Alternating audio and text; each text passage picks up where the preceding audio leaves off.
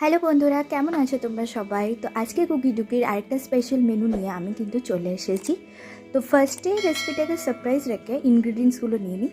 তো মিক্সার গ্রাইন্ডারে ধনেপাতা, আদা আর কাঁচা লঙ্কা এবং একটু লেবুর রস ছড়িয়ে নিয়েছিলাম। এবার একসাথে এটাকে ব্লেন্ড করে নিয়ে তার মধ্যে আমি দিচ্ছি একটু টক দই আর অল্প পরিমাণ মতো নুনের টাইমটা একটু ভিডিও করতে ভুলে গেছিলাম।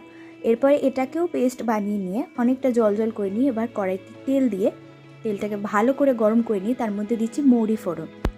মৌরিটা ভাজা ভাজা হয়ে আসলেই দেখবেন তেলের মধ্যে থেকে একটা সুন্দর গন্ধ বেরিয়েছে, আর তারপরেই কিন্তু দিয়ে দেবেন সেদ্ধ করা আলুগুলো।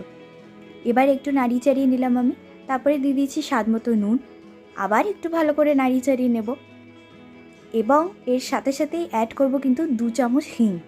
আপনারা চাইলে 1 চামচও দিতে পারেন, স্বাদ মতো আপনাদের প্রয়োজন মতো। এরপর ভালো করে আর একটু নাড়িয়ে চাড়িয়ে নিলেই তেলের মধ্যে থেকে একটা অসম্ভব সুন্দর গন্ধ বেরোচ্ছিল। এবারে দিয়ে দিলাম আমরা সেই পেস্ট আর কাশ্মীরি লঙ্কার গুঁড়ো। কাশ্মীরি লঙ্কার গুঁড়োটা কিন্তু অপশনাল, আপনারা চাইলে দিতেও পারেন আবার নাও দিতে পারেন।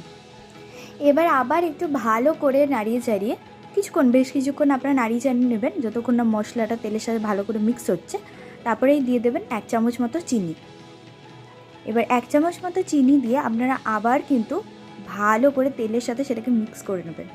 এবার মশলা তেলের মধ্যে যত নুন চিনির স্বাদ অ্যাড হবে ধীরে ধীরে কিন্তু রান্নার টেস্টও আরও বাড়বে। কিছুক্ষণ ঢাকা দিয়ে রেখেছিলাম, ঢাকনাটা খুলিয়ে দেখলাম যে তেল কিন্তু ভালোই ছেড়ে দিয়েছে। এবার যদি কড়াইতে একটু লেগে যায়, যেমন আমার লেগে যাচ্ছিলো, তো আমি কী করেছিলাম, বাকি মশলার জলটা দিয়ে দিয়েছিলাম। আমি কিন্তু এখানে গরম জল ইউজ করেছিলাম, আপনাদেরও বলবো যে গরম জলই ইউজ করবেন। গরম জল ইউজ করলে কি বলুন তো, রান্নাটা খুব তাড়াতাড়ি হয় আর স্বাদটাও কিন্তু আরও অনেক ভালো হয়।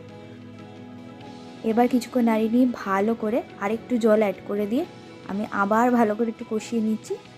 লাস্টে ভালো করে নাড়িয়ে চাড়িয়ে অনেকটা ভালোবাসা এবং গ্যাস অফ করে প্রয়োজন মতো ঘি অ্যাড করতে ভুলবেন না। 1 চামচ মতো ঘি দিয়ে ঢাকা দিয়ে রেখেছিলাম, আর ঢাকনা খুললেই তৈরি কিন্তু আজকে আমাদের ইউনিক ওয়েতে আলুর দম। কেমন উপকরণ লাগলো বলুন তো? এই কয়েকটা উপকরণই কিন্তু এত টেস্টি রান্না হয়ে যায়। এই রেসিপিটা কিন্তু মাস্ট ট্রাই এবং আমাকে কমেন্টে অবশ্যই জানাবেন আপনাদের কেমন লাগলো। তাহলে আজই ঝটপট বানিয়ে ফেলুন এই স্পেশাল আলুর দমের রেসিপিটা।